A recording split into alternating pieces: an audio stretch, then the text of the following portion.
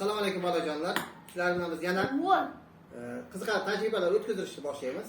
Demak, stakandagi suvni qanday qilib to'nkarib tursak, ichidan suv nima qilmasligi kerak, to'kilmasligi kerak bo'ladi. Biz kecha qog'oz hamda quruq salfetka bilan ko'rib chiqdik, to'g'rimi? Endi umuman yana ham o'zgacha buni ko'rib chiqamiz. Demak, nima qilamiz?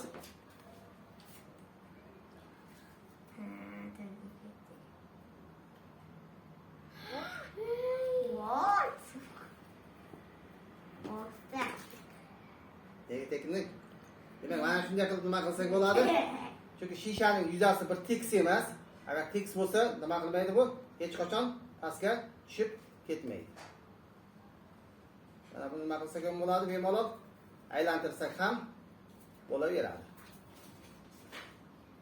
Demak, uyda nima qilsak bo'ladi? Bajarib ko'rsak bo'ladi, faqat ehtiyot bo'lib, ostiga biror bir idish qo'yishimiz kerak, suvlar nima qilib ketmasligi kerak, oqib ketmasligi kerak bo'ladi. Yana safar yana qiziqarli tajribalarni nima qilib boramiz, ko'rsatib boramiz. O'zlaringizning fikrlaringizni kommentarlarda yozib qoldiringizlar. Xayrlashamiz bolalar bilan.